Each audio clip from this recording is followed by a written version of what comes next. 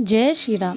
स्वागत है आप सभी का आज की इस नए वीडियो में। साथियों, श्री रामचरितमानस के हिंदी सार के 13वें भाग में आप सभी का स्वागत है। साथियों, आपसे निवेदन है कि आपने यदि पिछले 12 भागों का श्रवण ना किया हो तो कृपया कर उन्हें भी श्रवण करें, ताकि आप श्री रामचरितमानस के हिंदी सार के वीडियो का और भी लाभ ग्रहण कर सकें। साथियों, आपसे निवेदन है इस वीडियो को अपने सभी सहसंबंधियों के साथ अवश्य शेयर करें, ताकि वे भी श्री रामचरितमानस के हिंदी सार का लाभ ग्रहण कर सकें। आइए साथियों, देर न करते हुए हम आज की वीडियो को प्रारंभ करते हैं। बोलिए श्री राम राजा सरकार की जय, बोलिए सीता मैया की जय, बोलिए हनुमत भैया की जय, बोलिए चारों भैया की जय, बोलिए गणेश जी महाराज की जय। साथियों, तुलसीदास जी आगे कहते हैं, यह कीर्ति रूपिणी नदी 6 ऋतुओं में सुंदर है। सभी समय यह परम सुहावनी और अत्यंत पवित्र है। इसमें शिव पार्वती का विवाह हेमंत ऋतु है।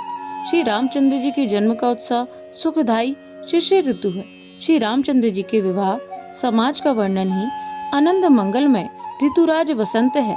श्री राम जी का वन गमन दुख सह ग्रीष्म ऋतु है और मार्ग की कथा ही कड़ी धूप और लू है। राक्षसों के साथ घोर युद्ध ही वर्षा ऋतु है और जो देवकुल रूपी धान के लिए सुंदर कल्याण करने वाली है। श्री रामचंद्र जी के राज्यकाल का जो सुख विनम्रता और बड़ाई है, वही निर्मल सुख देने वाली सुहावनी शरद ऋतु है। सती शिरोमणि श्री सीता जी के गुणों की जो कथा है, वही इस जल का निर्मल और अनुपम गुण है। श्री भरत जी का स्वभाव इस नदी की सुंदर शीतलता है, जो सदा एक सी रहती है और जिसका वर्णन नहीं किया जा सकता। चारों भाइयों का परस्पर देखना, बोलना, मिलना, एक दूसरे से प्रेम करना, हंसना और सुंदर भाईपना इस जल की मधुरता और सुगंध है। मेरा आर्त भाव, विनय और दीनता इस सुंदर और निर्मल जल का कम हल्कापन नहीं है, अर्थात अत्यंत हल्कापन है। यह जल बड़ा ही अनोखा है, जो सुनने से ही गुण करता है और आशा रूपी प्यास को और मन के मैल को दूर करता है। यह जल श्री रामचंद्र जी के सुंदर प्रेम को पुष्ट करता है। कलयुग के समस्त पापों और उनसे होने वाले गिलानी को हर लेता है। संसार के जन्म मृत्यु रूप श्रम को सोख लेता है। संतोष को भी संतुष्ट करता है और पाप, ताप, दरिद्रता और दोषों को नष्ट कर देता है।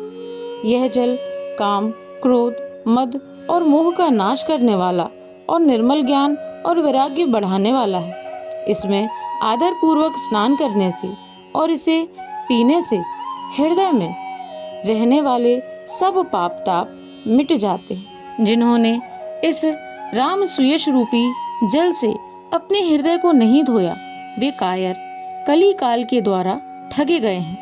जैसा प्यासा हिरन सूर्य की किरणों के रेत पर पड़ने से उत्पन्न हुए जल के भ्रम को वास्तविक जल समझकर पीने को दौड़ता है और जल ना पाकर दुखी होता है, वैसे ही वे कलयुग से ठगे हुए जीव भी विषयों के पीछे भटककर दुखी होंगे।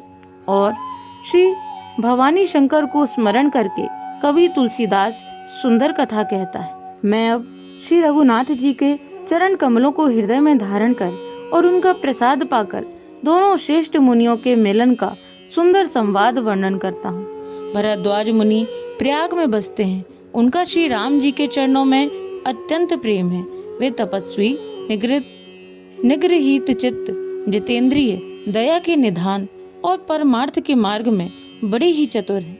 माघ में जब सूर्य मकर राशि पर जाते हैं, तब सब लोग तीर्थराज प्रयाग को आते हैं। देवता, दैत्य, किन्नर और मनुष्य के समूह सब आदर पूर्वक त्रिवेणी में स्नान करते हैं। श्री वेणी माधव जी के चरण कमलों को पूजते हैं और अक्षय वट का स्पर्श कर उनके शरीर पुलकित होते हैं। भरद्वाज जी का आश्रम बहुत ही पवित्र, परम रमणीय और श्रेष्ठ मुनियों के मन को भाने वाला है।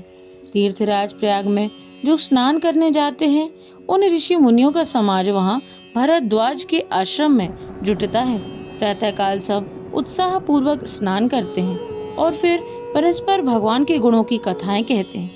ब्रह्म का निरूपण धर्म का विधान और तत्वों के विभाग का वर्णन करते हैं तथा ज्ञान वैराग्य से युक्त भगवान की भक्ति का कथन करते हैं। इसी प्रकार माघ के महीने भर स्नान करते हैं और फिर सब अपने अपने आश्रम को चले जाते हैं। हर साल वहाँ इसी तरह बड़ा आनंद होता है। मकर में स्नान करके मुनिगण चले जाते हैं। एक बार पूरे मकर भर स्नान करके सब मुनीश्वर अपने अपने आश्रमों को लौट गए। परम ज्ञानी याज्ञवल्क्य मुनि को चरण पकड़कर भरद्वाज जी ने रख लिया। आदर पूर्वक उनके चरण कमल धोए और बड़े ही पवित्र आसन पर उन्हें बैठाया। पूजा करके मुनि याज्ञवल्क्य जी के सुयश का वर्णन किया और फिर अत्यंत पवित्र और कोमल वाणी से बोले, हे नाथ, मेरे मन में एक बड़ा संदेह है। वेदों का तत्व सब आपकी मुट्ठी में है, अर्थात आप ही वेदक तत्व जानने वाले होने के कारण मेरा संदेह निवारण कर सकते हैं। पर उस संदेह को कहते मुझे भय और लाज आती है। भय इसलिए कि कहीं आप यह न समझे कि मेरी परीक्षा ले रहा है, और लाज इसलिए कि इतनी आयु बीत गई, अब तक ज्ञान न हुआ, और यदि नहीं कहता तो बड़ी हानि होती, क्योंकि अज्ञानी बना रहता हूँ। हे प्रभु, संत लोग ऐसी नीति कहते हैं और वेद पुराण तथा मुनिजन भी यही बतलाते हैं कि गुरुओं के साथ छिपाव करने से हृदय में निर्मल ज्ञान नहीं होता।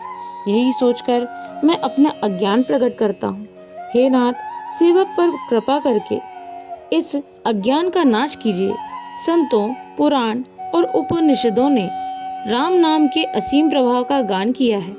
कल्याण स्वरूप ज्ञान और गुणों की राशि अविनाशी भगवान शंभु निरंतर राम नाम का जप करते रहते हैं। संसार में 4 जाति के जीव हैं। काशी में मरने से सभी परम पद को प्राप्त करते हैं।